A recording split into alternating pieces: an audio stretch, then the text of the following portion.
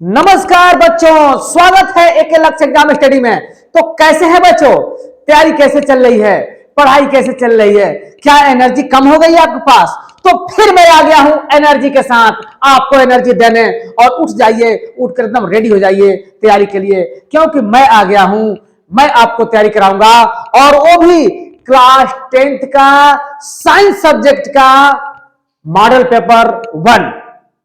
तो चलो दोस्तों, चलो बच्चों, आ जाओ फटाफट, जल्दी जल्दी, पूरे एनर्जी के साथ, पूरे ऊष्मा के साथ, पूरे ताकत के साथ, दमदार धुआंधार एकदम शुरुआत हम लोग करेंगे पूरे जोश के साथ बच्चों। तो आ जाइए, और एक मॉडल पेपर आप प्रस्तुत कर रहे हैं जो हूबहू यही आप लोगों को 29 फरवरी 2024 को मिलेगा।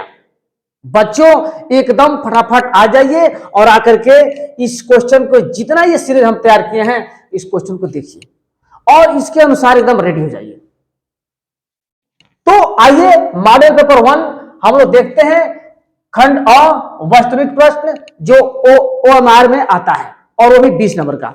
तो आ जाइए बच्चों, और यहां हम शुरुआत करते हैं क्वेश्चनों का सिलसिला।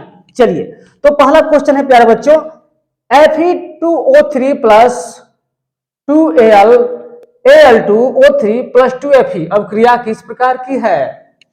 किस प्रकार की है बच्चों? संयोजन अवक्रिया है कि वियोजन अवक्रिया है कि विस्थापन अवक्रिया है कि द्विविस्थापन अवक्रिया है? बताएंगे बच्चों, जल्दी झटपट बताइए, एकदम फास्ट डिवीजन होगा बच्चों, जल्दी बताइए ये किस प्रकार की अवक्रिया है। बच्चों आप लोगों को सिलेबस में संयोजन अवक्रिया, वियोजन अवक्रिया, विस्थापन अवक्रिया, द्विविस्थापन अवक्रिया, अपघटन अवक्रिया, तमाम तरह की उष्मा क्षेपी, उष्मा शोषी, रेडॉक्स अवक्रिया, उपचयन अवक्रिया, अपचयन अवक्रिया, बहुत सारी अवक्रिया है बच्चों। उसमें से हमने ये प्रश्न लिया हुआ है पहले पार्ट से। तो बताइए, यहां ध्यान दीजिए, ये यहाँ Al जो है Fe को विस्थापित कर दिया बच्चों, हटा करके अपने आ गया। इसका मतलब क्या हुआ बच्चों कि ये न तो संयोजन है, संयोजन का मतलब कि जोड़ना, वियोजन का मतलब कि अलग हो जाना, और विस्थापन का मतलब कि एक को हटाकर वो उसका स्थान ले लेना। इसका मतलब क्या हुआ, विस्थापन यानी सी को लग किया जाए दोस्तों, सी को लग किया जाए, और द्विविस्थापन होगा ही नहीं, क्योंकि दो बार विस्थापन यहाँ हो ही नहीं रहा बच्चों। तो इसलिए क्या हो जाएगा, इसलिए हमारा विस्थापन अवक्रिया हो जाएगा। कोई दिक्कत? चलिए आगे बढ़ते हैं। बहुत ही प्यारा सा क्वेश्चन, शुद्ध जल का पीएच मान है? शुद्ध जल का पीएच मान है दोस्तों, बताइए, बताओ बच्चों, शुद्ध जल का पीएच मान क्या 0 होता है, क्या 1 होता है, क्या 7 होता है, क्या 6 होता है? तो सभी लोग जानते हैं, बहुत हल्का सा और चुनिंदा क्वेश्चन लाए हैं बच्चों। तो शुद्ध जल का पीएच मान क्या होता है? सी, यानी 7 होता है बच्चों, 7 होता है, आप लोग जानते हैं। अब देखिए बहुत ही अच्छा क्वेश्चन, फफोलेदार तांबा होता है, फफोलेदार तांबा होता है कैसा? शुद्ध कॉपर, कॉपर का अयस्क, कॉपर की मिश्र धातु, या कॉपर जिसमें 2% अशुद्धियां हो। क्या होता है बच्चों बताइए? फफोलेदार तांबे की बात हो रही है बच्चों। ये क्वेश्चन जो है, प्रत्येक क्वेश्चन जो है 1 नंबर का है बच्चों, प्रत्येक क्वेश्चन 1 नंबर का है। प्रत्येक क्वेश्चन कितने नंबर का है प्यारे बच्चों? ये 1 नंबर का है, प्रत्येक क्वेश्चन 1 नंबर का है बच्चों। और इस तरह से 20 क्वेश्चन आप लोगों को आएगा OMR में, ठीक ना। और ये जो है सिलसिला एकदम चालू हो गया है, जारी हो गया है। तो बताएं फफोलेदार कॉपर क्या होता है? शुद्ध कॉपर, या कॉपर का अयस्क, या कॉपर की मिश्र धातु, या कॉपर जिसमें 2% अशुद्धियां हो। तो राइट आंसर यही होगा बच्चों, डी को लॉक किया जाए, जिसमें 2% क्या हो, अशुद्धियां, वो भी कॉपर। कॉपर में अगर 2% अशुद्धियां हो बच्चों, तो वो फफोलेदार कॉपर हो, तांबा होता है। तांबर है कॉपर, वही चीज हुआ। तांबा का मतलब ही क्या हो, कॉपर, जिसका संकेत सी होता है। राइट, चलिए आगे बढ़ते हैं। वायुयान में ईंधन के रूप में प्रयोग किया जाता है, वायुयान में ईंधन के रूप में प्रयोग किया जाता है एथिल अल्कोहल, या एस्टिल क्लोराइड, या एथेनॉल, या एथेनोइक? बोलिए क्या होता है बच्चों? जल्दी जल्दी बताइए। वायुयान में ईथर के रूप में प्रयोग किया जाता है, सही जवाब एथिल अल्कोहल, सही जवाब एथिल अल्कोहल, इसलिए एक को लग किया जाए। तो इस तरह से बच्चों ये 4 क्वेश्चन हो गया। 5वां क्वेश्चन हम लेके चलते हैं, तब तक इसको लिख लीजिए, इसको समझ लीजिए। हाँ तो बच्चों 5वां क्वेश्चन की ओर हम लोग बढ़ेंगे। 5वां क्वेश्चन है बच्चों बहुत ही अच्छा, समतल दर्पण की फोकस दूरी होती है समतल दर्पण की फोकस दूरी होती है। बच्चों बहुत ही चुनिंदा क्वेश्चन चुन के लाया है, इसके लिए बच्चों आज तो लाइक बनता है बच्चों, 1000 लाइक होना चाहिए, क्योंकि आप लोगों के लिए इतना मेहनत कर रहे हैं, अच्छा से अच्छा क्वेश्चन चुन के लाए हैं, इसके लिए तो बच्चों लाइक बनता है, कम से कम 1000 लाइक होना चाहिए बच्चों। तो 5वां क्वेश्चन है, समतल दर्पण की फोकस दूरी होती है 0, अनंत, 25 सेंटीमीटर, 10 सेंटीमीटर। बताइए बच्चों, बताइए क्या होगा, क्या होगा बताइए। तो इसका समतल दर्पण, अरे वही दर्पण जिससे हम अपना क्या देखते हैं, सुंदर सा मुखड़ा देखते हैं, उसी दर्पण की बात हो रही है। तो इसका फोकस दूरी क्या होता है बच्चों, ये कई बार रिपीटेड क्वेश्चन है बच्चों, ये बोर्ड एग्जाम में कई बार पूछा है। तो इसका सही जवाब होगा बच्चों अनंत, यानी सी को लग किया, बी को लग किया जाए, इसका जवाब क्या होगा, अनंत, इसका उत्तर अनंत होगा। चलिए अगले क्वेश्चन पर देखते हैं।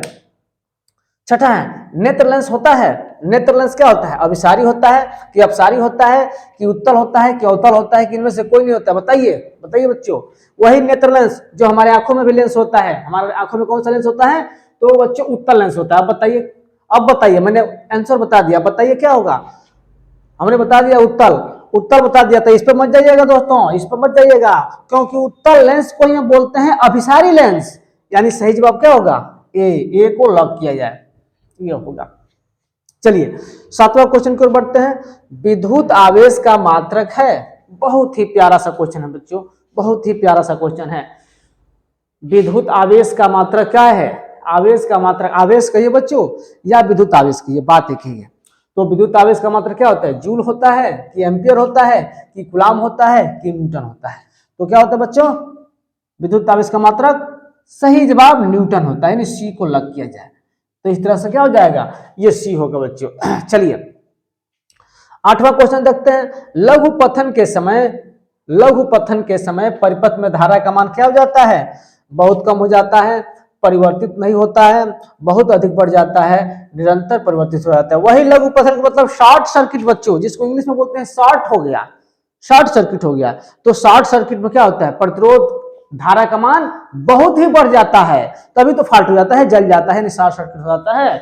उसी को हिंदी में लघु पथन बोलते हैं बच्चों, उसी को हिंदी में क्या बोलते हैं, लघु पथन बोलते हैं। ठीक, तो लघु पथन के समय परिपथ में धारा का मान बहुत अधिक बढ़ जाता है बच्चों, तो इसलिए सी को यहां लग किया जाए, सी हमारा सही होगा। चलिए 9वां क्वेश्चन है पर्यावरण से। बच्चों आप लोग पर्यावरण, आपका चैप्टर जो होगा अंतिम जो चैप्टर है वो पर्यावरण से संबंधित है बच्चों। तो इसमें जो है उस चैप्टर से हम क्वेश्चन उठाए हैं कि जंगल में सफाई करने वाला जंतु है हाथी और कौवा, गिद्ध और खरगोश, गिद्ध और गुबरैला, शेर और सियार। ये बताइए, हाथी और कौवा तो होगा ही नहीं, हाथी क्या सफाई करता है, नहीं करता है। गिद्ध, गिद्ध करता है लेकिन खरगोश नहीं करता है, ठीक ना, तो ये भी गलत हो जाएगा। गिद्ध और गुबरैला, शेर और सियार, यानी दोनों में से बताइए। तो आपका इन्हीं दोनों में से कंफ्यूजन है, तो गिद्ध तो करता है और गुबरैला भी करता है बच्चों, इसलिए आपका सी आंसर जो है सी को लग किया जाए। तो इस तरह से हम लोग बहुविकल्पी के सीरीज में 9 क्वेश्चन तक पहुंच गए हैं बच्चों। अब हम 10वां क्वेश्चन देखेंगे, फिलहाल ये लिख लीजिए तब आगे बढ़ते हैं। हाँ तो बच्चों ये जो है 10वां क्वेश्चन आपका ये है स्क्रीन पे। यकृत स्रावित करता है लार, जठर रस, पित्तरस, आग्नेयासिक रस। बताइए, बहुत ही अच्छा क्वेश्चन है बच्चों, बायोलॉजी से लिए हैं। यकृत स्रावित करता है, क्या होगा, लार होगा कि जठर रस होगा कि पित्तरस होगा कि आग्नेयाशय होगा। तो बताइए दोस्तों, बताइए बच्चों, बताइए क्या होगा ये। हाँ हाँ बिल्कुल बिल्कुल, पित्तरस, यकृत स्रावित करता है पित्तरस बच्चों, इसलिए सी को लॉक किया जाए।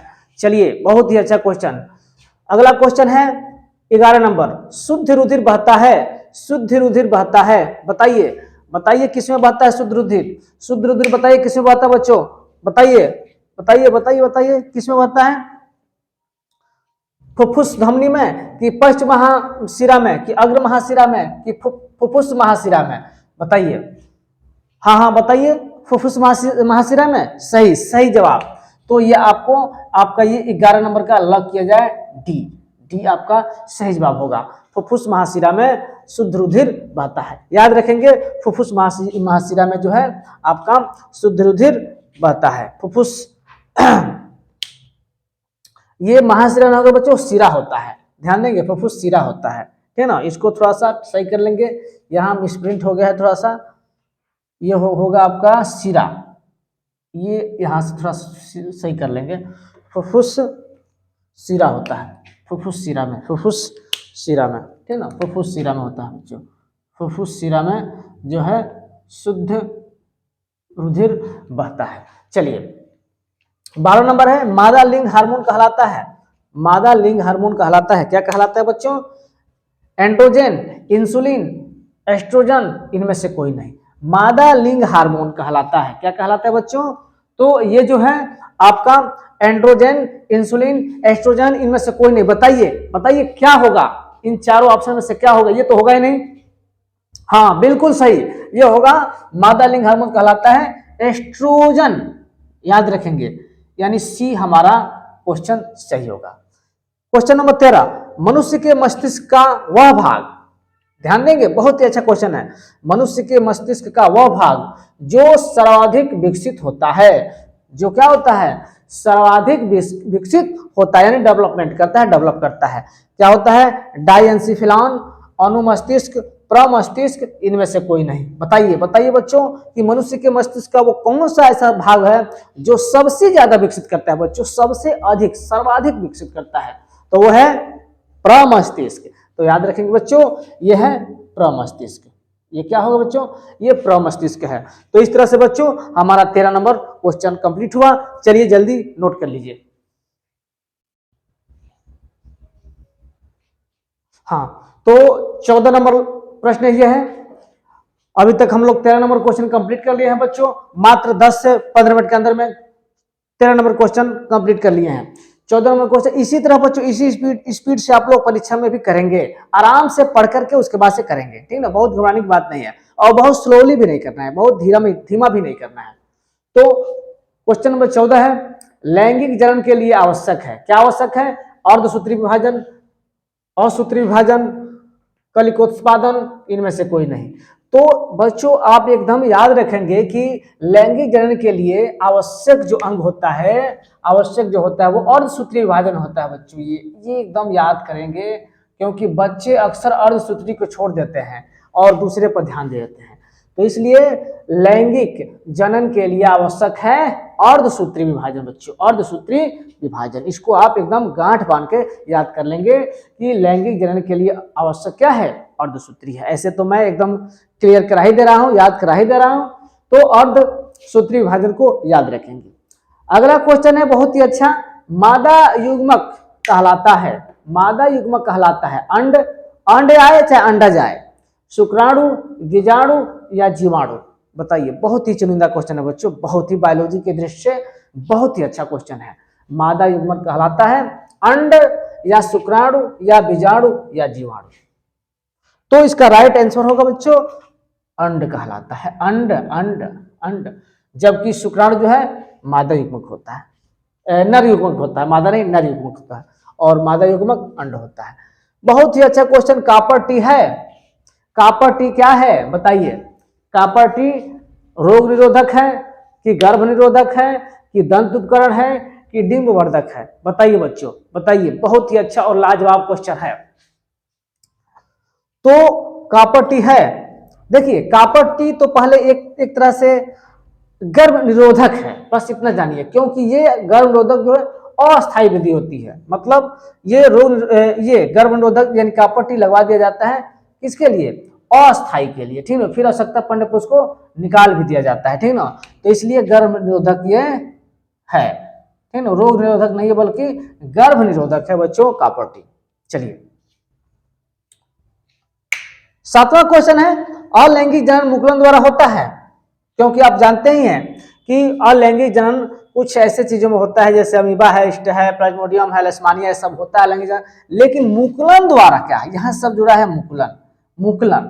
तो अलैंगिक जनन मुकुलन द्वारा होता है, किसमें? अमीबा में, इष्ट में, प्लाज्मोडियम में, लेशमानिया में। तो प्यारे बच्चों ये इष्ट में होता है, यानी इष्ट में मुकुलन द्वारा अलैंगिक जनन होता है।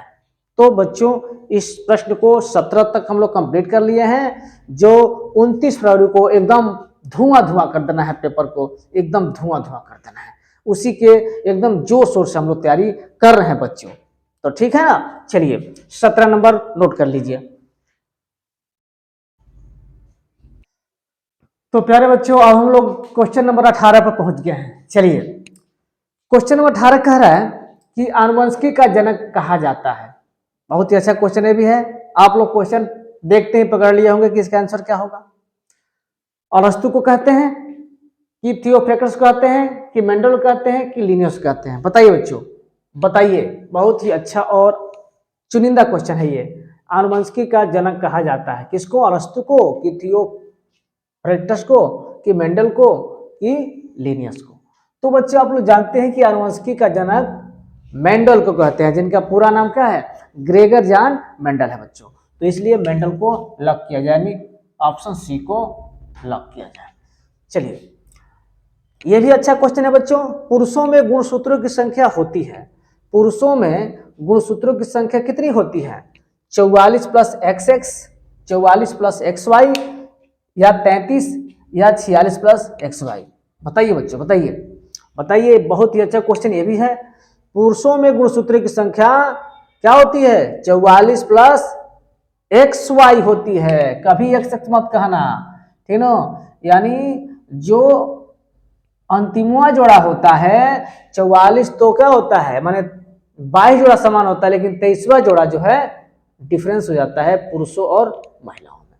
तो यहाँ पुरुषों का पूछ रहा है, तो 44 प्लस एक्स यानी 44 और 45 46, क्या हो गया? 46 होता है टोटल संख्या, लेकिन अंतिमवा जो होता है वो अलग अलग होता है। पुरुषों में XY, महिलाओं में XX होता है। चलिए अब क्वेश्चन नंबर 20 और अंतिम क्वेश्चन, हमारा OMR का अंतिम क्वेश्चन है प्यारे बच्चों। लिंग निर्धारण का गुणसूत्रवाद प्रस्तुत किया था फ्रेडरिक ग्रिफिथ ने, हर्शे ने, मैकलॉयड ने या मैकलंग ने? तो चलिए बच्चों ये आप लोगों को हम बता दे रहे हैं। अगर जानते हैं तो अच्छी बात है, नहीं जानते हैं तो इसको याद कर लेंगे। ये क्वेश्चन अच्छा क्वेश्चन है, कई बार रिपीटेड है, कई बार पूछा है। इसलिए लिंग निर्धारण का गुणसूत्रवाद जो है प्रस्तुत किया था मैकलंग ने किया था, यानी ऑप्शन नंबर डी को लॉक किया जाए। तो इस तरह से प्यारे बच्चों 20 में 20 क्वेश्चन आप कर लिए। ठीक उसी प्रकार 27 यानी 29 फरवरी के दिन ओमार का जितना क्वेश्चन होगा 20 में 20 होना चाहिए, तब जाके आप लोगों का अच्छा रिजल्ट आएगा। अब तो हमारा खंड अ जो है, जो वस्तुनिष्ठ प्रश्न था वो खत्म हो गया। फिर हम आगे बढ़ते हैं किस पे? वर्णनात्मक यानी एक्सप्लेन वाले क्वेश्चन पर। तब तक इसको लिख लीजिए, नोट कर लीजिए। हाँ तो बच्चों अब हम लोग पहुंच गए हैं खंड ब में, और ये क्वेश्चन है वर्णनात्मक प्रश्न यानी व्याख्यात्मक प्रश्न, लॉन्ग क्वेश्चन। हम लोग को इसकी व्याख्या लिखना होगा, लेकिन हाँ उतना व्याख्या नहीं करना होगा। आप लोग क्वेश्चन देख लेंगे कितने नंबर का है उसके हिसाब से। देखिए इसमें बहुत व्याख्या करने की जरूरत नहीं है। और ये क्वेश्चन प्यारे बच्चों, ये क्वेश्चन आएगा आपका 4 नंबर का आएगा। कितना नंबर का है बच्चा? 4 नंबर का आएगा बच्चों, ठीक ना? ये क्वेश्चन जो है 4 नंबर का आएगा, ठीक ना? तो चलिए यहाँ हम देख लेते हैं, मतलब ये सब क्वेश्चन जो है 4 नंबर में आएगा बच्चे, ठीक ना? तो इस तरह से हम कर लेते हैं। पहला क्वेश्चन है कि अवतल दर्पण में प्रतिबिंब किस प्रकार बनता है? अवतल दर्पण का उपयोग लिखिए। देखिए इसमें 2 क्वेश्चन जुड़ा हुआ है, लेकिन क्वेश्चन बहुत ही अच्छा है। चलिए हम देख लेते हैं इसका सोल्यूशन यानी हल, यानी इसका उत्तर बोलिए चाहे हल बोलिए चाहे सोल्यूशन बोलिए, जो भी। तो पहली बात तो यह है कि हम कोई जरूरी है कि सारा चीज लिखवाएंगे, बस आपको हम बताते रहेंगे। आप लोग वीडियो को रोक रोक करके देख लेंगे, ठीक ना? क्योंकि ऑप्शन उसमें रहता है कि वीडियो को रोकिए फिर सुनिए फिर लिखिए, ऐसे करके कर सकते हैं आप लोग, ठीक ना? हम फास्टली बता दे रहे हैं। अवतल दर्पण में प्रतिबिंब जो है, पहली बात तो है कि वास्तविक बनता है बच्चों। प्रतिबिंब कैसा बनता है? तो वास्तविक बनता है, वास्तविक बनता है। और याद कीजिए कि जब वास्तविक बनता है तो प्रतिबिंब उल्टा बनता है, उल्टा बनता है प्यारे बच्चों। और जब उल्टा बनता है प्यारे बच्चों तो क्या होगा? जब उल्टा बनता है तो यह प्रतिबिंब क्या होता है? लगभग बड़ा ही होता है, ठीक ना? यह प्रतिबिंब क्या होता है? लगभग बड़ा होता है, ठीक ना? तो बड़ा बनेगा, यानी बड़ा बनता है, ठीक ना? ये बड़ा बनता है, समझ रहे हैं ना? यानी इसमें 2 नंबर मिल गया आप लोग को। अगर ऐसे लिख दिए कि थोड़ा आप जोड़ के लिखेंगे, बढ़ा के ले देंगे, वर्णन करके लिखेंगे। हम ऐसे शॉर्टकट में बता रहे हैं कि अवतल दर्पण में प्रतिबिंब जो है वास्तविक बनता है, उल्टा बनता है और बड़ा बनता है, यानी वस्तु से बड़ा बनता है, कहने का मतलब यह है। फिर अवतल दर्पण का उपयोग कह रहा है, तो आप लोग हेडिंग डाल करके बहुत ही इत्मीनान से लिखेंगे उपयोग। हम ऐसे आप लोगों को शॉर्टकट में बता दे रहे हैं। तो उपयोग में कई उपयोग लिख सकते हैं, क्योंकि आप जानते हैं कि अवतल दर्पण का फोकस जो है, फोकस दूरी बहुत ही बड़ा होता है। इसका फोकस दूरी क्या होता है, फोकस यानी कुल मिलाकर द्वारक कहते हैं, द्वारक तो बड़ा होता है। इसलिए जब द्वारक होता है तो इससे जो वस्तु दिखाई देगी वो बड़ा दिखाई देगी, जैसे आप देख ही रहे हैं यहाँ पे। तो इसलिए इसको हम अक्सर इसका उपयोग जो है सैलून, जहाँ दाढ़ी वाड़ी बनाया जाता है, बाल काटा जाता है, वहाँ शेविंग यानी सैलून में ये इसका उपयोग किया जाता है, ठीक है ना, यानी शेविंग में, यानी इसका उपयोग शेविंग में किया जाता है, यानी सैलून में किया जाता है। उसके बाद से देखें तो आप लोग देखे होंगे कि डॉक्टर के पास लगा होता है सूक्ष्मदर्शी दूरदर्शी ऐसे, तो उसमें भी अवतल दर्पण ही लगा होता है बच्चों, ताकि अंदर की छोटी छोटी चीजों को बड़ा आकार में देख ले। यानी आंख कान नाक के डॉक्टर जितने उन लोगों के पास होता है वो सब क्या होता है, अवतल दर्पण वाला ही यंत्र लगा होता है। तो इस तरह से दो उपयोग इसका हम यहाँ बता दे रहे हैं, आप लोग लिख लेंगे, कोई जरूरी नहीं है कि सारी चीज हम बताएंगे, ठीक ना। यानी थोड़ा सा हम यहाँ इंडिकेट कर दे रहे हैं कि दाढ़ी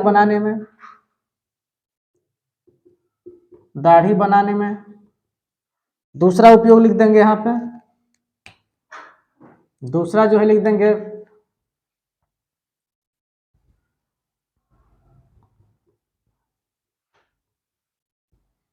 चिकित्सा विभाग में, चिकित्सा विभाग में क्या चिकित्सा के लिए आँख नाक कान गला आदि में भी इसका उपयोग, चिकित्सा के लिए आँख नाक कान गला आदि में इसका उपयोग किया जाता है। एकदम स्पष्ट शब्द में बता रहे बच्चों, इसको आप बना कर लिख सकते हैं, इसमें कोई दिक्कत नहीं है, ठीक ना। अगला क्वेश्चन देखेंगे, क्वेश्चन नंबर 2। ये भी क्वेश्चन 4 नंबर का रहेगा बच्चों, ये भी क्वेश्चन कितने नंबर का रहेगा, 4 नंबर का रहेगा प्यारे बच्चों। ये क्वेश्चन है न्यूमेरिकल और बहुत ही अच्छा क्वेश्चन है, चलिए देख लेते हैं इसको।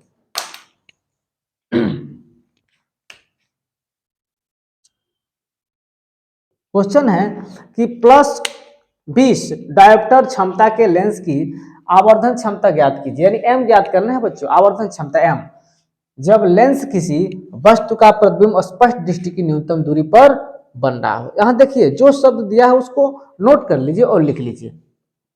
इसमें दिया हुआ है डायोप्टर, यानी ये आपका किसका मान है, पी का मान है, यानी +20 डायोप्टर, और प्लस दिया, इसका मतलब कौन सा लेंस है बच्चों, कौन सा लेंस है, तो उत्तल लेंस है, क्योंकि ये प्लस में दिया है बच्चों, इसलिए हम पकड़ लिया, हम जान गए कि क्या है ये उत्तल लेंस है। अब चलिए इसकी आवर्धन क्षमता ज्ञात करना है, लेकिन आवर्धन क्षमता के लिए हमको कई चीज निकालना पड़ेगा ना। जब लेंस किसी वस्तु का प्रतिबिंब स्पष्ट दृष्टि, हाँ देखिए स्पष्ट दृष्टि, यानी यहाँ जो डी है, जो डी हो 25 सेंटीमीटर, यानी कहने का मतलब भी का मान है बच्चों, वो किसका मान है, वो भी का मान दे दिया है यहाँ पे, भी बराबर 25 सेंटीमीटर। कैसे पता चला, हमको पता चला प्रतिबिंब स्पष्ट दृष्टि की न्यूनतम दूरी है, यहाँ बोल देंगे ब्रैकेट में लिख देंगे न्यूनतम दूरी को बन रहा है, न्यूनतम दूरी पर, चलिए इसलिए 25 लेंगे। अब यहां काम कीजिए, हम जानते हैं, क्या जानते हैं, चूंकि P = 1/f मीटर में, ठीक, n/f मीटर में होगा तो ये मीटर में है, तो P = 1/, ये दिया है 20, ये नहीं P का मान दिया है ना, F का मान थोड़ा नहीं दिया है, P का मान दिया है, तो यहाँ सही से कर लेते हैं बच्चों, यहाँ पे ये मान दिया है, तो यहाँ 20 = 1/f मीटर में।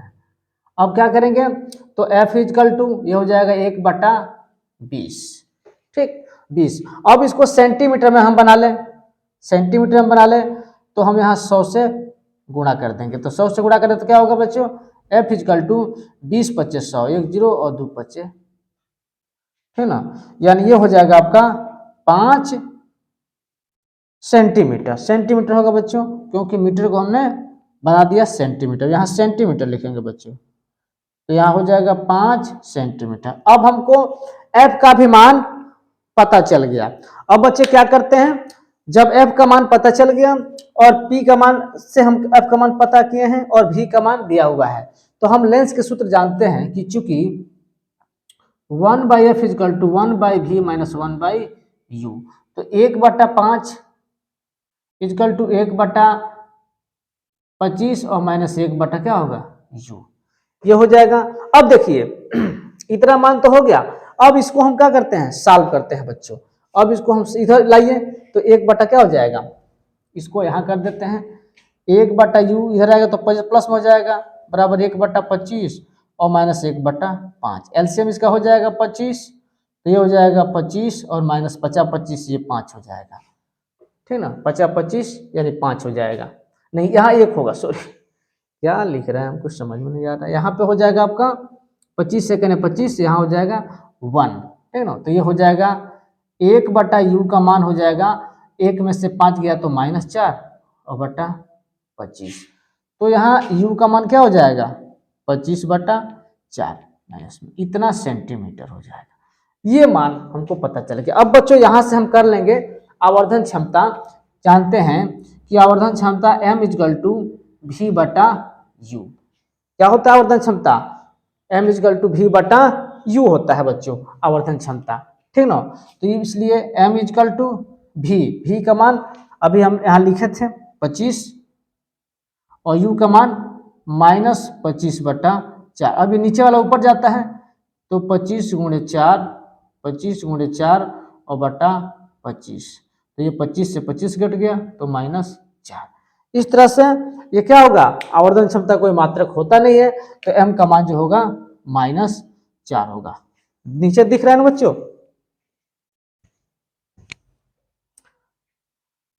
हाँ दिख रहा है, थोड़ा सा मेहनत कर लेंगे जो समझ में नहीं आएगा। चलिए इसको नोट कर लीजिए, तब अगला बताते हैं।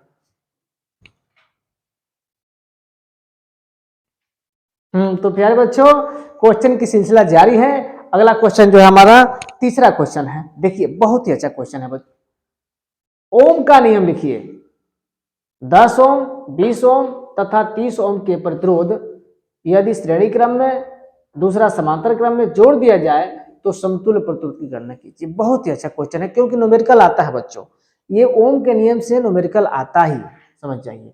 और आप लोगों को हम बताए थे श्रेणी क्रम समांतर क्रम ये क्या होता है। चलिए तो सबसे पहले आप सॉल्यूशन इसका करेंगे तो पहले ओम का नियम लिखेंगे, हेडिंग लिखेंगे ओम का नियम। ओम का नियम क्या होता है, तो ओम का नियम आप लोग एकदम रट लेंगे, याद कर लेंगे। मैं बता दे रहा हूं, लिखूंगा नहीं, सिर्फ यहाँ इंडिकेट कर दे रहा हूं, बता दे रहा हूं। ओम के नियम जैसे आप जानते हैं कि इनका पूरा नाम जॉर्ज साइमन ओम था, जॉर्ज साइमन ओम। इन्होंने विद्युत धारा विभवांतर के बीच जो है एक संबंध को स्थापित किया था, वही जो है उसी रूप में उन्होंने ओम का नियम दिया था। उन्होंने कहा था कि यदि किसी चालक की भौतिक अवस्था जैसे ताप दाब अगर समान रहे यानी अप्रतिरोध रहे तो उसमें प्रवाहित होने वाली धारा उनके सिरों के बीच आरोपित विभवांतर के अनुक्रमानुपाती होता है। यानी कहने का मतलब प्यारे बच्चों कि मान लीजिए ये भी जो है v प्रोपोर्शनल टू I है, ठीक ना। अब ये हटता है तो यहाँ आता है बराबर, यहाँ नियतांक कोई आएगा तो यहाँ आ जाता है आपका r, यानी v equal to R I कहिए चाहे आई आर कहिए, यही उन्होंने बताया था। यानी किसी चालक की भौतिक अवस्था समान रहे स्थिर रहे तो उसमें प्रवाहित धारा उनके सिरों के बीच आरोपित विभवांतर के अनुक्रमानुपाती होता है, यही है ओम का नियम। एकदम रट्टा मार के याद कर लेंगे। अब आता है प्रश्न कि 10 ओम 30 ओम तथा 10 ओम 20 ओम तथा 30 ओम के प्रतिरोध को जोड़ा गया है तो श्रेणी क्रम। तो सुनिए श्रेणी क्रम का जो सूत्र होता है बच्चों यहाँ हम आपको बता दे रहे हैं, जो श्रेणी क्रम होता है और ये समांतर क्रम होता है, समांतर क्रम होता है प्यारे बच्चे। तो श्रेणी क्रम में सूत्र होता है R equal to R1 plus R2 plus R3 dot dot dot जितना हो उसको जोड़ते जाएंगे। और समांतर क्रम में होता है 1/R1 equal to 1/R equal to 1/R1 plus 1/R2 plus 1/R3 plus dot dot dot. ये फार्मूला आप लोगों को याद रहना चाहिए। अगर ये याद है तो ये कुछ नहीं है, कुछ नहीं है, एकदम जोड़ घटाना है बच्चों, जोड़ घटाना है, जोड़ घटाना है परिमेय संख्याओं का, समझिए कि जोड़ घटाना है और सिंपल। थोड़ा सा हम बता दे रहे हैं यहाँ पे। अब देखिए इसको अगर हम श्रेणी क्रम में जोड़ेंगे बच्चों, श्रेणी क्रम पहला, श्रेणी क्रम पहला इसमें हम बता रहे हैं, तो R इजकल टू 10 ओम, ऐसे ओम भी लिख सकते हैं बच्चों। प्रतिरोध का मात्रक ओम होता है, 20 ओम और 30 ओम, तो इनका तुल्य प्रतिरोध क्या हो जाएगा, 20 और 30, 20 और 30 50, 1 60, यानी 60 ओम हो जाएगा। पहला का आंसर हो गया बच्चों, पहला का आंसर ये हो गया 60 ओम। ठीक, दूसरा कह रहा है बच्चों कि समांतर क्रम में जोड़ दिया जाए तो उनका समतुल्य प्रतिरोध क्या होगा, तो दूसरा भी हो जाएगा समतुल्य प्रतिरोध, वह भी समतुल्य ही निकाले हैं, समतुल्य प्रतिरोध, समतुल्य प्रतिरोध यानी 1/R इजकल टू हो जाएगा 1/R1 इस सूत्र से, यानी 1/10 धन 1/20 धन 1/30, इन दोनों का एलसीएम हो जाएगा कितना होगा, 60 हो जाएगा। तो 10 छक्के 60 यानी 6, 20 यानी 60 यानी 3 और 3 दूना 6, ये हो जाएगा। इसको जोड़ेंगे तो 9 और 1 11, 11/60, ये उलट देंगे तो R इजकल टू 60/11, यानी इसको हम कर सकते हैं ओम में, माने ओम इसका मात्रक लिख देंगे, सही से लिखिए ओम, ओम सही से लिखिए, ओम सही से लिखिए, या इसको भाग देंगे तो 11 5 55, फिर 5 बचेगा 11 5 55, ये 5.5 ये आएगा इसका आंसर। इस तरह से प्यारे बच्चों ये क्वेश्चन बहुत ही अच्छा था और इसको आप विधिवत तैयारी कर लेंगे, ठीक ना। चलिए इसको लिख लीजिए, ये भी देखिए। और चौथा क्वेश्चन जो है 6 नंबर का, हम लोगों का 4 नंबर का क्वेश्चन का जो सिलसिला है वो जो है समाप्त होता है। अगला जो हम लोग का है देखेंगे ये 6वां क्वेश्चन, ये समझ लीजिए थोड़ा सा, इसमें कोई दिक्कत नहीं होना चाहिए, अगर दिक्कत है तो पूछ सकते हैं आप लोग, ठीक ना। ये आप लोग क्वेश्चन बहुत बढ़िया क्लियर करके ही जाएंगे क्योंकि इससे क्वेश्चन बनेगा ही बनेगा बच्चों। चलिए ये 4 नंबर का क्वेश्चन था। अब यहां से शुरू होता है चौथा, यानी 6 नंबर का। ये सारा हम फिजिक्स के पोर्शन वाला बता रहे हैं, फिजिक्स का जो भाग है उसका हम क्वेश्चन बता रहे हैं बच्चों। चौथा क्वेश्चन है कि निकट देह दोष किसे कहते हैं, इस दोष का क्या कारण है, इसके निवारण लिखिए। इसके निवारण के लिए किस प्रकार का लेंस प्रयुक्त किया जाता है, किरण आरेख द्वारा समझाइए। तो बच्चों ये आप अपने मन से कर लेंगे, बस थोड़ा सा हम समझा दे रहे हैं, केवल डायरेक्शन दे रहे हैं, आप लोग कर लेंगे। तो निकट दोष का मतलब क्या होता है बच्चों, लड़के अक्सर गलत कर देते हैं, वो समझते हैं कि निकट दोष में निकट की वस्तु नहीं दिखाई देता होगा, लेकिन ये गलत है बच्चों, क्योंकि जो दिखाई देता है बच्चों वही दोष होता है। यानी निकट दोष में क्या होता है, आप यहां खूब अच्छी तरह से यहां हेडिंग लिख लेंगे, उत्तर या प्रश्न डाल करके, निकट दृष्टि दोष, निकट दृष्टि दोष, निकट दृष्टि दोष। इसमें क्या करेंगे बच्चों, इसमें करेंगे ऐसे लिखेंगे कि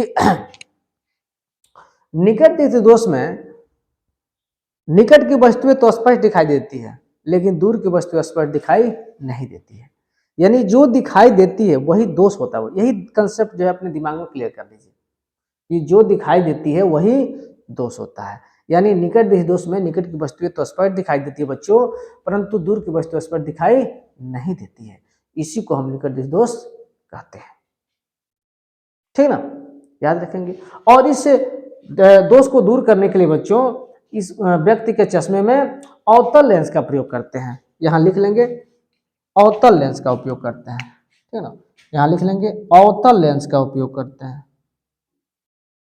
अवतल लेंस, दर्पण नहीं बेटा, अवतल लेंस का प्रयोग करते हैं, प्रयोग करते हैं। निवारण के लिए आप लोग देख लेंगे कि किस तरह से निवारण हो गया, और उसके दोष के क्या कारण है। दोष का कारण वह है कि गोलक जो होता है आंखों का, आप लोग दो कारण देख लेंगे, बढ़ जाता है फिर घट जाता है त्रिज्या, ठीक ना, ऐसे करके इसमें जब आंखों में डिफेक्ट हो जाता है तो इसमें क्या हो जाता है, आपका दृष्टि निकट दृष्टि दोष हो जाता है बच्चों। इसको आप लोग देख लेंगे, ठीक ना, और ये किरण आरेख भी बनाना सीख लेंगे क्योंकि ये 6 नंबर में आता है, ठीक ना। तो इस तरह से आप लोगों का ये क्वेश्चन जो है कंप्लीट हुआ। 3 और 4। अब देखिए 3 और 4, इसे तो 4 नंबर का है। चौथा क्वेश्चन 6 नंबर का आता है, लेकिन 6 में एक अथवा करके भी देता है बच्चों, अथवा करके भी देता है। यहाँ ध्यान देंगे, अथवा, एक अथवा क्वेश्चन रहेगा, अथवा क्वेश्चन जो हम बताएंगे आपको, अथवा भी बता रहे हैं, तब तो लिख लीजिए अथवा बताएंगे। हाँ तो प्यारे बच्चों, जो चौथा क्वेश्चन बताए हैं उसमें एक अथवा भी रहता है, जो 6 नंबर का ही रहता है। तो आप लोग ध्यान देंगे बच्चों कि जो चौथा क्वेश्चन रहता है 6 नंबर का, उसमें से अथवा रहता है, तो वो चौथा कीजिए या चौथा का अथवा कीजिए, कोई एक ही करना होता है बच्चों, वो भी 6 नंबर का होता है। तो अगर वो कर दिए तो इसको नहीं करेंगे, अगर वो नहीं समझ में आ रहा है, थोड़ा हार्ड लग रहा है, तो इसको कर सकते हैं, माने दोनों में से कोई एक करना है बच्चों, ठीक ना। चलिए इसको भी हम थोड़ा सा हिंट्स दे देते हैं, समझा देते हैं। एक प्रिज्म से प्रकाश के अपवर्तन की क्रिया चित्र द्वारा समझाइए। आपतन कोण तथा विचलन कोण चित्र में दिखाइए। तो बच्चों ये हम सब पढ़ाए हैं, सारा पढ़ाए हैं बच्चों, ठीक ना। थोड़ा सा फिर से हम बता दे रहे हैं यहाँ पे कि सबसे पहले एक प्रिज्म का चित्र बनाएंगे और उसमें प्रकाश के अपवर्तन की क्रिया को दर्शाएंगे। यानी ऐसे थोड़ा सा हम यहाँ बता दे रहे हैं कि मान लीजिए प्रिज्म को हम ऐसे दर्शाते हैं, यहाँ पे ध्यान ध्यान देंगे, यहाँ पे हम प्रिज्म को ऐसे से दर्शा देते हैं, ठीक ना। ये कुछ भी बिंदु मान सकते हैं, ए बी सी, और यहाँ से वस्तु, यहाँ से किरण जाती है और जब इसमें जाएगी तो अपवर्तन हो जाएगा, और फिर दोबारा दूसरे माध्यम में भी अपवर्तन ऐसे हो जाएगा। और इसको भी यहाँ से ऐसे खींचेंगे, इसको भी यहाँ ऐसे खींचेंगे, ये ऐसे कर देंगे, ये ऐसे कर देंगे, तो यही जो होता है वो विचलन कोण होता है, ठीक ना। तो इस तरह से विचलन कोण को आप समझ लेंगे, दिखा लेंगे, तैयारी कर लेंगे, हमने बता दिया कि ऐसे होता है, ठीक ना बच्चों। इसमें कोई दिक्कत नहीं होना चाहिए। तो आपतन कोण और विचलन कोण, मतलब जो आपतित हो रही हो आपतन कोण है, उसके बाद से जो विचलित, कितना विचलन हुआ, जब इसको मिलाएंगे और ये मिलेगा तो ये विचलन कोण होता है बच्चों। तो इस तरह से आप लोग डायग्राम को बना लेंगे, ठीक ना। चलिए अब हम अगला क्वेश्चन देखते हैं प्यारे बच्चों, 5वां क्वेश्चन जो 4 नंबर का होगा। यहां से फिर से 4 नंबर का सिलसिला शुरू होता है, ये केमिस्ट्री का है, ये 4 नंबर का सिलसिला यहां से शुरू होगा बच्चों, 4 नंबर का, ठीक ना। 5वां क्वेश्चन कह रहा है कि विस्थापन तथा द्विविस्थापन अभिक्रिया किसे कहते हैं, उदाहरण देके स्पष्ट कीजिए। बच्चों इसको हम कई बार पढ़ाए हैं, हमारे वीडियो देख लेंगे, पहले पार्ट का है ये। विस्थापन अभिक्रिया अभी बहुविकल्पी में भी हमने बताया इसी मॉडल पेपर में कि विस्थापन का मतलब जो एक बार विस्थापित हुआ, बताइए जो एक बार क्या होगा, विस्थापित होगा। जैसे मान लीजिए पहले ही हमने बताया था विस्थापन का मतलब, एग्जांपल में यहाँ पे अगर देखेंगे तो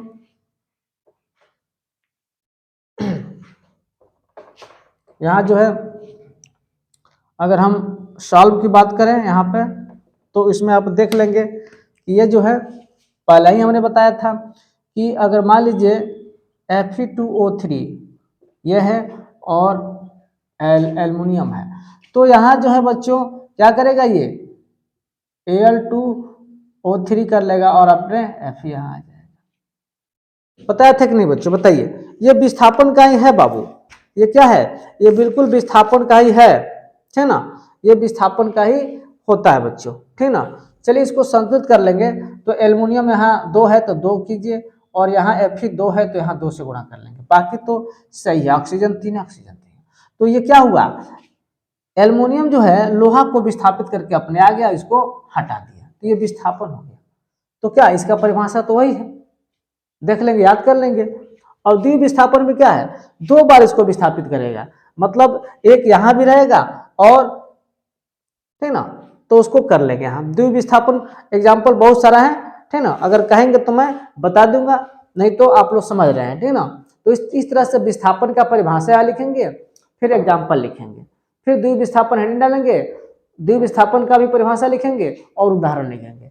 तो इस तरह से बच्चों 2-2 नंबर रहेगा, यानी 4 नंबर आपका बन जाएगा। तो इस तरह से ये 5वां क्वेश्चन समाप्त हुआ। 6वें क्वेश्चन में हम लोग चलेंगे, तब तक इसको नोट कर लीजिए। हाँ तो बच्चों प्रश्नों को आगे बढ़ाते हुए प्रश्न संख्या 6 देखिए, बहुत ही अच्छा, ये आना ही आना है बच्चों, चाहे जितने नंबर का है लेकिन आना ही आना है। यहाँ हम 4 क्वेश्चन उठाए हैं, ये 4 नंबर का आएगा, ये 4 नंबर में आएगा बच्चों। तो इस तरह से निम्नलिखित का IUPAC यानी IUPAC जिसको बोलते हैं देना है यहाँ पे। सबसे पहले बच्चों इसमें देखते हैं कि इसमें कौन क्रियात्मक समूह लगा हुआ है, सबसे पहले ये देखते हैं। और क्रियात्मक समूह जो है कितने नजदीक से लगा है, मतलब हम ऐसे कार्बन श्रृंखला का चुनाव करते हैं कि जिसमें क्रियात्मक समूह नजदीक से हो, माने सबसे करीब हो, उसके बाद से उसका हम ऐसे काउंट करके उसके बाद से उसमें क्रियात्मक समूह जैसा रहेगा वैसा हम नामकरण कर लेंगे। तो चलिए पहला देखिए CH3OH। अब देखिए इसमें है कार्बन श्रृंखला को गिनना कि हम इधर से गिने कि इधर से गिने। अब देखते हैं कि किधर से OH क्रियात्मक समूह जो लगा है इधर से कम दूरी पर पड़ेगा। तो हम देख रहे हैं कि इधर से गिनेंगे तो भी यहाँ पे 1 2 3 1 2 3 यानी दोनों तरफ से गिनते हैं तो दूसरे नंबर पे आता है, इसलिए हम किधर से भी काउंट कर सकते हैं प्यारे बच्चों, कोई इसमें दिक्कत नहीं है। तो हम काउंट करते हैं इधर से 1 2 3। अब 3 कार्बन है तो यहाँ हम क्या इसका नाम लिख लेंगे प्यारे बच्चों, इसका नाम लिख लेंगे यहाँ हो जाएगा 1 2 3 यानी 3 कार्बन तो होता है प्रोप, यानी हो जाएगा प्रोप 2 क्या हो जाएगा ऑल हो जाएगा, प्रोप 2 ऑल, क्योंकि दूसरे नंबर पर क्या है यह है प्रोपेन 2 ऑल। प्रोपेन 2 ऑल यहाँ कर लीजिए बच्चों, यहाँ प्रोपेन 2 ऑल कर लीजिए, ठीक ना, प्रोपेन 2 ऑल कर लीजिए यहाँ, ठीक ना, प्रोपेन 2 ऑल कर लीजिए यहाँ, क्योंकि कार्बन की संख्या थोड़ा सा यहाँ इसको सुधार लीजिए। प्रोपेन 2 ऑल यहाँ कर लेंगे प्रोपेन 2 ऑल, प्रोपेन 2 ऑल कर लेंगे, ठीक। क्यों प्रोपेन 2 ऑल करेंगे, क्योंकि 1 2 3 ऐसे हो जाएगा ना, तो ये हो जाएगा प्रोपेन 2 ऑल। चलिए इसको समझ रहे हैं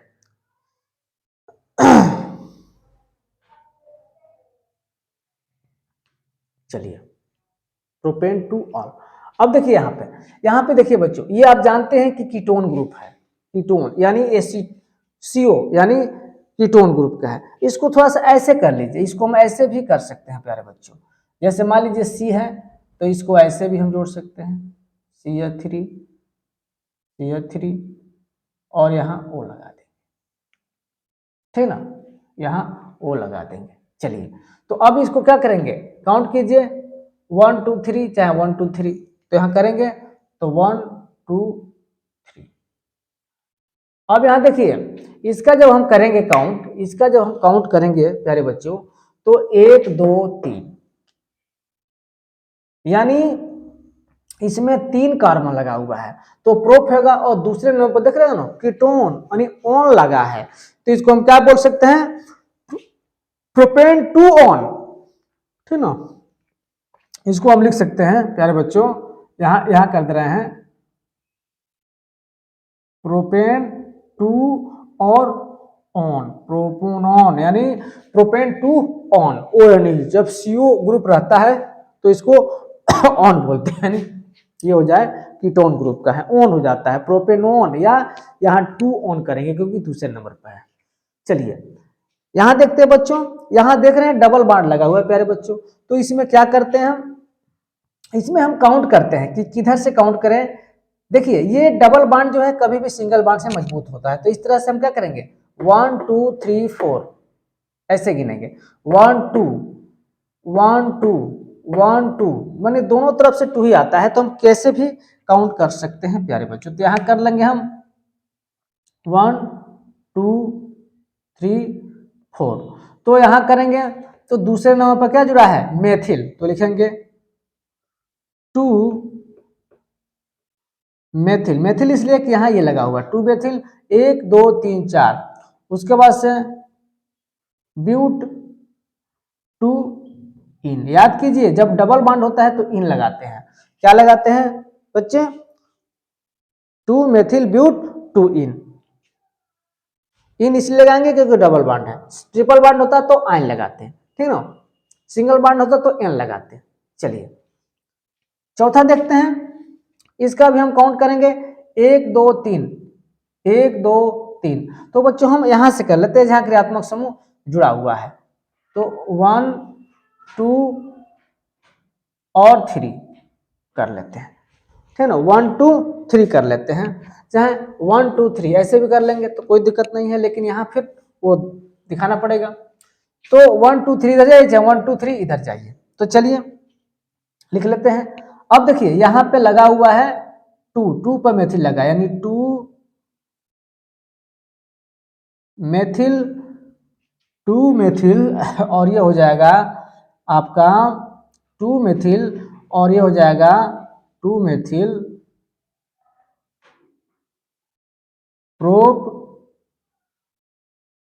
प्रोपेन प्रोपेन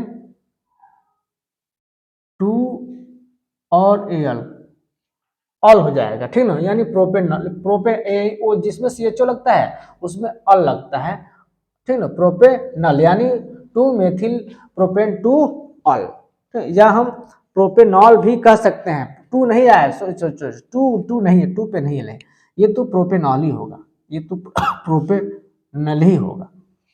चलिए इस तरह से IUPAC नाम आप आसानी से समझ लिए हैं, ठीक ना। इसमें कोई भी दिक्कत होगा या फॉल्ट होगा तो आप मुझे बताएंगे, सूचित करेंगे, ठीक ना। चलिए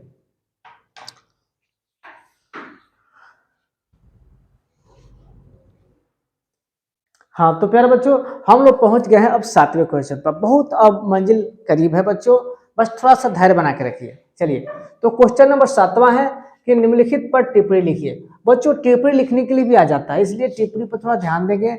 डिफिनेशन वगैरह जो भी इंपॉर्टेंट क्वेश्चन है दिख रहा है उसको आप लोग तैयारी कर लेंगे। जैसे हम यहाँ आप लोगों के सामने 3 तो रखे हैं।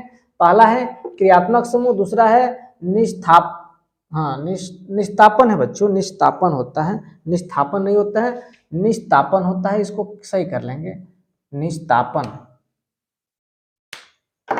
बच्चों ये होता है निस्तापन। और उसके बाद से विद्युत रासायनिक श्रेणी। तो बच्चों ये इंपॉर्टेंट की सीरीज में है 3, इसको आप क्या करेंगे, इसको भली भांति आप लोग रिवीजन कर लेंगे, याद कर लेंगे, क्योंकि ये परीक्षा के दृष्टि से एकदम महत्वपूर्ण है। और ये 6 नंबर में है बच्चों, ये 6 नंबर में है। अगर ये 6 नंबर में ये इसको आप नहीं, टिप्पणी जो है नहीं याद है, मान लीजिए नहीं आता है या भूल रहे हैं, तो अथवा करके भी दिया रहता है बच्चों, अथवा करके भी दिया रहता है, क्या होता है या कैसे प्राप्त करोगे या किसी तरह भी क्वेश्चन डाल देगा, ठीक है। तो हम यहाँ जो है व्हाट हैपेंस के 6 क्वेश्चन लाए हुए हैं, इसको थोड़ा सा रिवीजन कर लेंगे आप लोग। जैसे पहला है कि एथेनॉल सोडियम से क्रिया करता है। क्या होता है कि जब एथेनॉल सोडियम से क्रिया करता है, तो प्यारे बच्चों यहाँ हम बता दे रहे हैं कि क्या होता है। चलिए एथेनॉल का सूत्र आप जानते हैं, C2H5OH, ये एथेनॉल है और इससे सोडियम क्रिया करता है।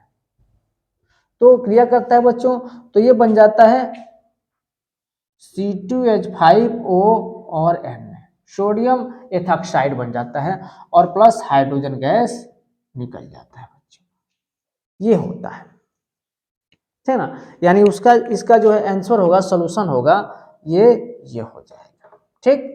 यानी ये आपका एथेनॉल है और ये सोडियम एथॉक्साइड है, यहाँ लिख दे रहे हैं सोडियम एथॉक्साइड, सोडियम एथॉक्साइड,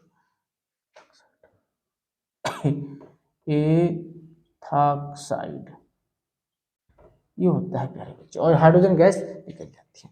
दूसरा है प्यारे बच्चों कि एसिटिक अम्ल PCl5 से क्रिया करता है। चलिए तो एसिटिक अम्ल यानी CH3COOH, ये एसिटिक अम्ल है और ये PCl5 से क्रिया करती है। यहाँ थोड़ा ध्यान देंगे बच्चों, ये CH3CO, ये CH3 और CO और इससे बना लेगा Cl, यानी ये हो जाएगा मेथिल क्लोराइड, जिसको हम बोलते हैं, नहीं मेथिल क्लोराइड नहीं, एसिटिल क्लोराइड है बच्चों, एसिटिल क्लोराइड है, क्योंकि CH3COCl है, ये एसिटिल क्लोराइड है बच्चों, इसका नाम है एसिटिल क्लोराइड है।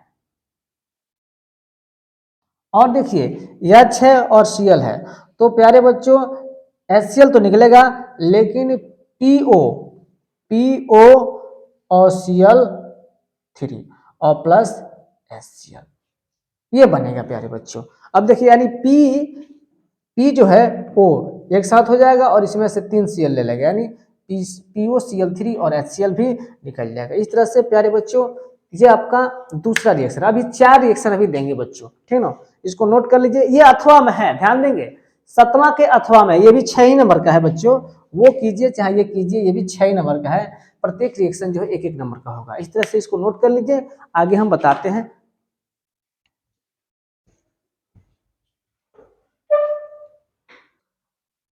हाँ तो प्यारे बच्चों ये 7वां का 8वां कुछ बच गया था, जो अथवा है 7वां का अथवा में कुछ बच गया था। हम अभी इसके जस्ट पहले हम बताए थे 2, तो 3 4 5 6 4 बचा है, उसको लिख लीजिए। एसिटिक अम्ल NaOH से क्रिया करता है, तो एसिटिक अम्ल का सूत्र होता है प्यारे बच्चों CH3COO एसिटिक अम्ल H और प्लस NaOH से क्रिया करता है, ठीक है। तो देखिए क्या बन जाता है बच्चों, ये और ये मिलकर के जल बना लेगा प्यारे बच्चों, और हो जाएगा CH3COONA सोडियम एसीटेट और प्लस जल। ये होता है बच्चों sodium acetate, sodium acetate acetate, और ये जल बन जाएगा। इस तरह से ये एसिटिक अम्ल जो है क्रिया करके क्या बना लेता है, सोडियम एसीटेट और जल। अब अगला देखेंगे प्यारे बच्चों, मेथेन जो है ओजोन से क्रिया करके क्या बनाता है, इसको देख लेते हैं प्यारे बच्चे, ठीक ना, इसको हम देख लेते हैं। मेथेन, तो मेथेन का सूत्र जानते ही आप लोग, ये होता है CH4, ये होता है CH4 प्यारे बच्चों, ठीक ना, ये CH4 होता है, और ये जो है CH4 ओजोन से क्रिया करके C ओजोन, हाँ O3 है, ये O3 है, तो इससे अब क्रिया करके जल भी बनाएगा, कार्बन डाइऑक्साइड बनाएगा, और साथ में सोडियम कार्बोनेट बना देगा। सोडियम नहीं, सोडियम कार्बोनेट तो नहीं बनाएगा। हाँ ये फार्म एल्डिहाइड बनेगा बच्चों, यानी HCHO बनेगा फार्मेल्डिहाइड, और ऑक्सीजन और जल बनेगा। जल तो अनिवार्य रूप से बनेगा, और O2 गैस भी निकल जाएगा। ये इसको फार्मेल्डिहाइड बोलते हैं प्यारे बच्चों, इसको बोलते हैं फार्मल्डिहाइड। और ये ऑक्सीजन, ये मेथेन है, जानते हैं आप लोग, ये मेथेन है, ये मेथेन है। तो ये हो गया। चौथा है कि सोडियम बाइकार्बोनेट को गर्म करते हैं। बच्चों आप जानते हैं कि जो सोडियम कार्बोनेट है, सोडियम बाइकार्बोनेट, वो खाने वाला होता है, और सोडियम कार्बोनेट होता है कपड़ा धोने वाला होता है, जिसको धामन सोडा बोलते हैं, और सोडियम बाइकार्बोनेट को बेकिंग सोडा बोलते हैं। बच्चों आप जानते हैं। तो इस तरह से आप जो है सोडियम बाइकार्बोनेट यानी NaHCO3, बच्चों जब इसको हम गर्म करते हैं तो ये सोडियम कार्बोनेट बदल जाता है, यानी Na2CO3 प्लस जल और प्लस CO2, यानी कार्बन डाइऑक्साइड में बदल जाता है। यहाँ 2 सोडियम, इसलिए यहाँ 2 से गुणा कर लेंगे तो ये बैलेंस हो जाएगा। अंतिम है बच्चों, कापर सांद्र नाइट्रिक अम्ल से क्रिया करता है। तो देखिए बच्चों यहाँ कापर है और सांद्र नाइट्रिक अम्ल यानी HNO3 होता है, HNO3 होता है। तो ये क्या हो जाएगा, कापर यानी CuNO3 का होल ट्वाइस, कापर नाइट्रेट, और प्लस आपका क्या बन जाएगा, आपका जल बन जाएगा प्यारे बच्चों। ये आपका जल बनेगा और नाइट्रिक अम्ल बनेगा, NO2 और प्लस H2O बन जाएगा। तो इस तरह से NO2 यानी यहाँ कर लीजिए, यहाँ 2 से गुणा कर देंगे हम, तो हाइड्रोजन 2 ऑक्सीजन 2 है, 6 हो जाएगा। तो 3 दूना 6 7 8 NO3 NO2 और ये 6 8 1 9, इसको बैलेंस शीट कर लेंगे बच्चों, क्या होगा और यहाँ 4 से गुणा करना पड़ेगा बच्चों, तब होगा, यहाँ 4 से गुणा करना पड़ेगा तब होगा। तो यहाँ आपका 2 से यहाँ करेंगे, करना पड़ेगा 4, तब जब होगा 4 3 12 6 और 2, और यहाँ 2 नाइट्रोजन, यहाँ 2, यहाँ 4 से गुणा करना पड़ेगा बच्चों, यहाँ 4 से, तो 4 दूना 8 और 6 8 6 14 15 16 और 4 3 12, कैसे गड़बड़ हो रहा है यहाँ पे, 4 दूना 8 और 3 दूना 14, तो इसको देख लेंगे कहीं मिस्टेक हो रहा है क्या, देख लेंगे इसको। 2 और 2, हाँ 2 और 2 यहाँ गलत हो रहा है ना, यहाँ 2 ही रहेगा ना, यहाँ 2 रहेगा, ठीक है ना, क्योंकि यहाँ 2 और 2 4, अब सही हो गया, क्योंकि 4 3 12 और 2 दूना 4, 12 और 4 16 17 18, 4 3 12, 3 9 6, 6 4 10 12, ठीक है अब सही है। तो इस तरह से कॉपर सांद्र नाइट्रिक अम्ल से क्रिया करता है तो ये बनाता है। हमने बैलेंस शीट किया बच्चों, इसलिए यहाँ देख रहे थे, ठीक है ना। तो आप भी चेक कर सकते हैं, बैलेंस शीट है, कॉपर 1 है, कॉपर 1 परमाणु है, हाइड्रोजन 4 है, हाइड्रोजन के 4 परमाणु, 2 दूना 4, ऑक्सीजन 12 4 3 12, तो यहाँ भी 12 6 और 4 10 और 2 12, बस यही हम देख रहे थे। इस तरह से अथवा का सतमा ही था, ठीक है ना, मैंने सतवा का था अथवा, ठीक है। हाँ तो बच्चों अब हम अंतिम लक्ष्य की ओर चल रहे हैं इसमें, मॉडल फर्स्ट में 8वां क्वेश्चन है, मादा जनन तंत्र का स्वच्छ नामांकित चित्र बनाइए तथा इसका संक्षिप्त वर्णन कीजिए। बच्चों चित्रों की श्रेणी में अगर आएगा तो मादा जनन तंत्र निश्चय ही आएगा, इसलिए मादा जनन तंत्र के चित्र को भली भांति आप क्या कर लेंगे, रिवाइज कर लेंगे घर पे, क्योंकि आना ही आना है, अगर चित्रों की श्रेणी में आएगा तो आना ही, समझ जाइए। तो इस तरह से मादा जनन तंत्र का स्वच्छ नामांकित चित्र बनाकर तथा इसका संक्षिप्त वर्णन करने के लिए 4 नंबर में आएगा, ये आप लोग घर पे कर लेंगे। ये मोस्ट इंपॉर्टेंट क्वेश्चन इसलिए हम बता दे रहे हैं, इसमें ले लिए हैं। चलिए 9वां क्वेश्चन है, रुधिर तथा लसिका में अंतर लिखिए। अंतर भी पूछता है बच्चों, अंतर भी पूछता है, याद कीजिए अंतर आता है कि नहीं, आप देखेंगे प्री बोर्ड जहां और पीछे वाले पेपर में तो अंतर भी आता है, इसलिए लसिका और रुधिर यानी रुधिर तथा लसिका में अंतर को याद कर लेंगे। साथ ही साथ जीनोटाइप तथा फिनोटाइप में अंतर, ये सब 4 नंबर के क्वेश्चन में आएंगे। जीनोटाइप तथा फिनोटाइप में अंतर, या तो अंतर पूछ दे चाहे सिंगल ऐसे पूछ दे कि जीनोटाइप क्या होता है और फिनोटाइप क्या होता है। तो जब आप क्वेश्चन तैयार किए रहेंगे बच्चों तो किसी रूप में आए आप बना सकते हैं, लिख सकते हैं, कोई दिक्कत नहीं होगा, समझ में आया। चलिए तो इस तरह से 4 नंबर का क्वेश्चन का सिलसिला खत्म हुआ। 11 नंबर क्वेश्चन है, मेंडल के आनुवंशिकता के नियमों की व्याख्या कीजिए। अब देखिए 6 नंबर यहां से शुरू हुआ है, 6 नंबर का क्वेश्चन आएगा ये, मेंडल के आनुवंशिकता के नियमों की विवेचना कीजिए। तो मेंडल ने जितने आनुवंशिकता के नियमों का व्याख्या किया था, चाहे पृथक्करण का नियम, स्वतंत्र आव्यूहन का नियम, चाहे पृथक्करण का नियम, उन सारे नियमों को यहाँ आप लिखेंगे हेडिंग वाइज करके, क्योंकि ये 6 नंबर में है। नंबर के हिसाब से आप लोग व्याख्या करना सीखिए। तो ये मेंडल के आनुवंशिक नियमों की विवेचना करने के लिए पूछेगा।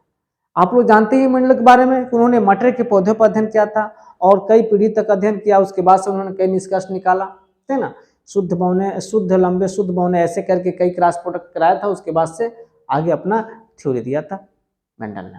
चलिए मेंडल ने मटर के पौधे पर प्रयोग किया था, याद रखेंगे आप लोग। इसमें अथवा भी एक आता है बच्चों, मेंडल के आनुवंशिक नियमों, ये क्वेश्चन मतलब 11 क्वेश्चन के बाद एक अथवा आता है, अथवा हमने छोड़ दिया है, एक क्वेश्चन हम लिख दे रहे हैं, इंपॉर्टेंट है उसको लिख दे रहे हैं। चलिए ये आ सकता है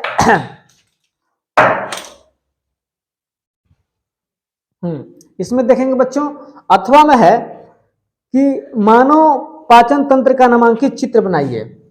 मानव पाचन तंत्र, मानव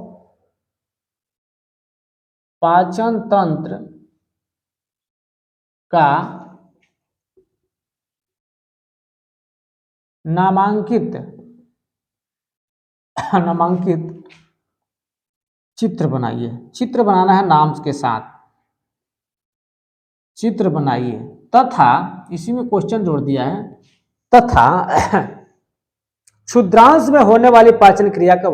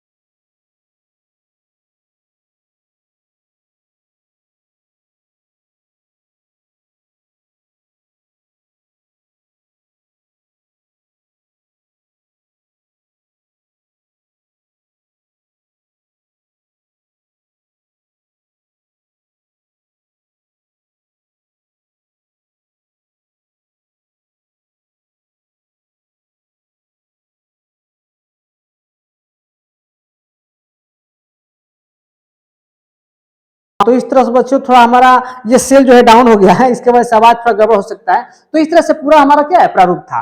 तो बच्चों इस तरह से आप हमारे चैनल पर नए हैं तो सब्सक्राइब कीजिए, और अगर पुराने हैं तो आप लाइक और कमेंट करते रहिए, और क्या करेंगे शेयर भी करते रहिए।